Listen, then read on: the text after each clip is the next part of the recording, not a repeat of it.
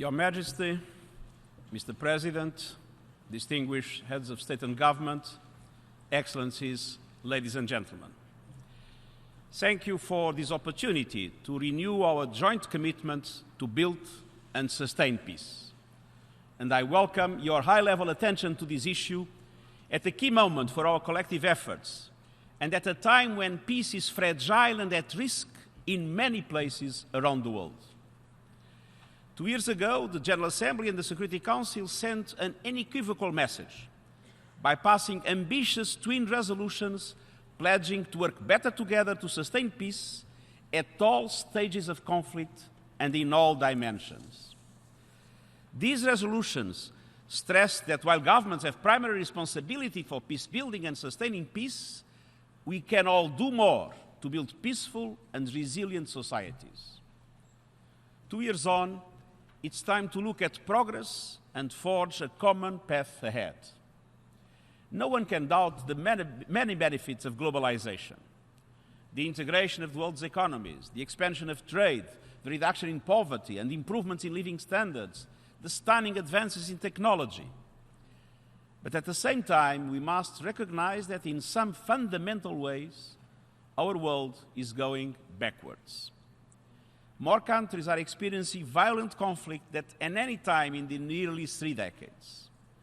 Record number of civilians are being killed or injured by explosive weapons in urban areas. Record numbers of people are on the move, displaced by violence, war, and persecution. We see horrific violations of human rights and rising nationalism, racism, and xenophobia. Inequalities are increasing, while regions, countries, and communities can find themselves isolated from progress and left behind by growth.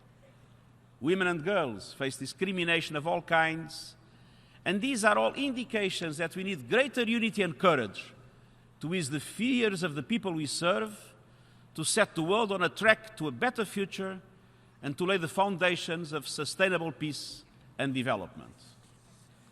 I hope this high-level meeting will build greater momentum to implement the resolutions passed in 2016 towards sustaining peace. Mr. President, Excellencies, the central message of my report on peace building and sustaining peace is that we need to enhance the coherence of international efforts in support of national governments and their people. The scale and nature of the challenge we face calls for closer strategic and operational partnerships between all key stakeholders based on what are the national priorities and the national policies.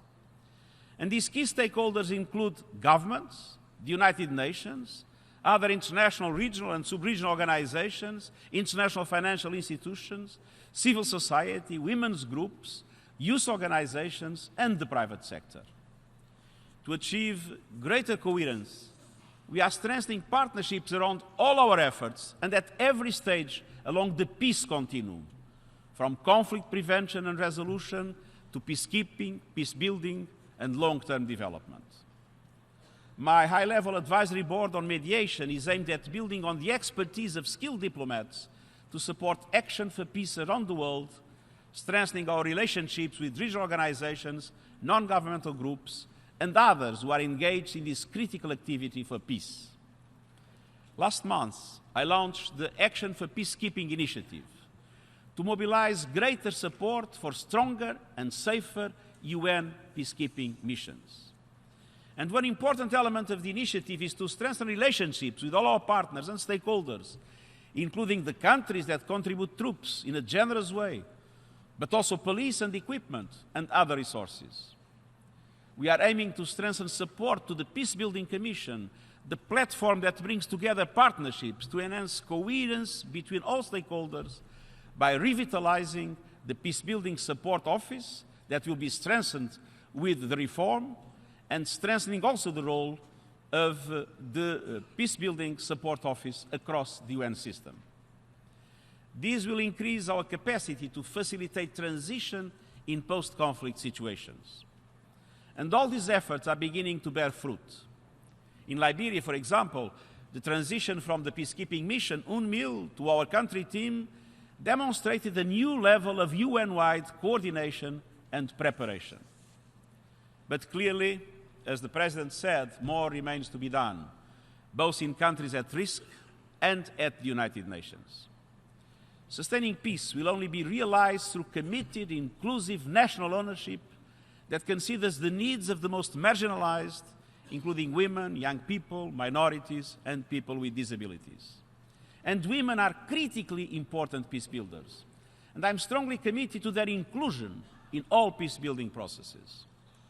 The United Nations seven-point action plan on women's participation in peace-building sets out measures to increase financing for gender-responsive peace-building, to expand women's access to decision-making, and to improve gender-sensitive analysis and planning.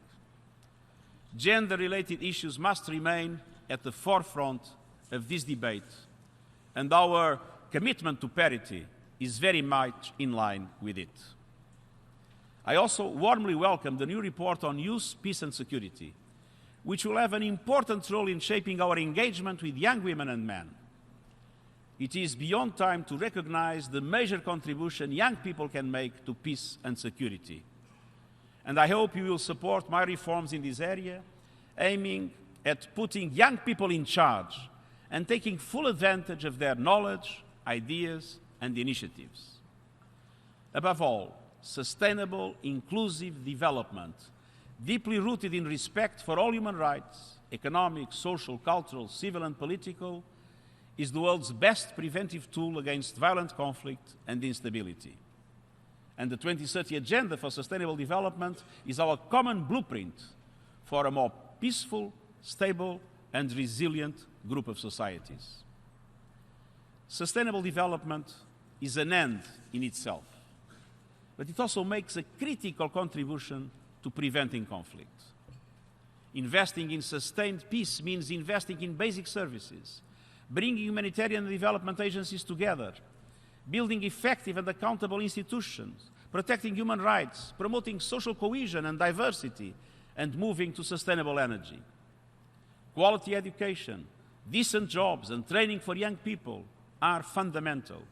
We need a holistic approach which prioritizes prevention and addresses the root causes of conflict by integrating peace, sustainable development, and human rights.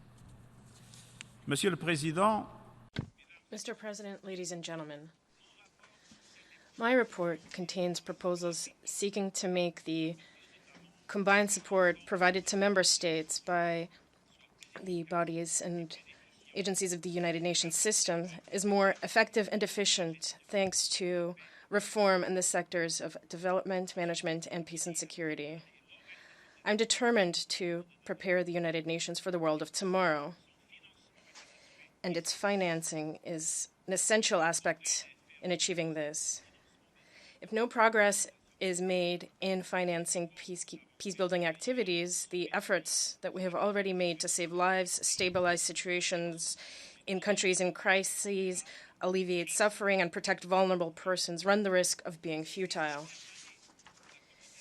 In the last 10 years, the international community has allocated $233 billion for humanitarian interventions, peacekeeping, and hosting refugees.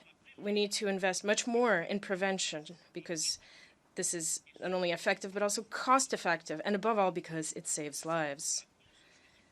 The Peacebuilding Fund has already shown its ability to provide support to national partners, to support transition to peace and stability, to strengthen coherence by distributing resources through the more than 25 agencies of the United Nations, governments, and other partners, and its ability to align its objectives with those of international financial institutions and other stakeholders with a remarkable multiplier effect.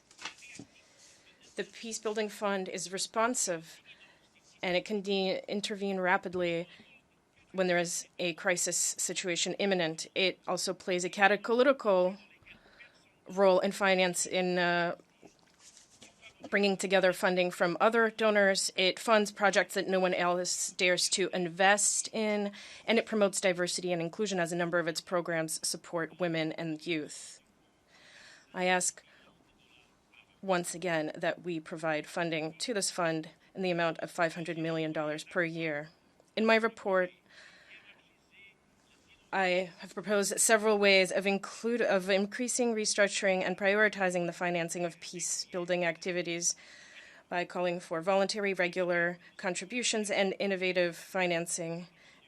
And I hope that you will give this proposal the attention it deserves.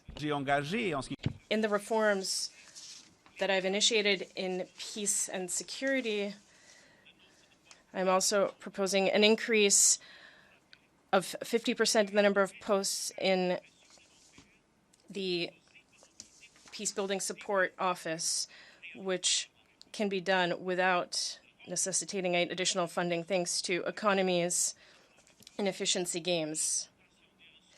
Strengthening the Peacebuilding Support Office, as proposed in the reform, and increasing the resources of the Peacebuilding Fund can create a link between our action for peace and security and our other work, thanks to strengthening partnerships and common tools. Excellencies, I'm encouraged that at a time of discord and divisions, Member States have come together around the crucial endeavour of peace building and sustaining peace. Tomorrow, I will address the Security Council on the same issue. We need the strong support of both the Security Council and the General Assembly to build and sustain peace across the continuum from prevention, conflict resolution and peacekeeping to peace building and long-term development, as I have referred in the beginning of my intervention.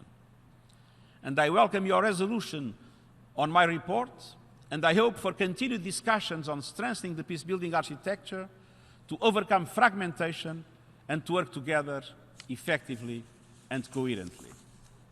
I look forward to our discussions at this high-level meeting and to our continued work to fulfill one of the primary purposes of the United Nations, building and maintaining global peace and security. Thank you very much.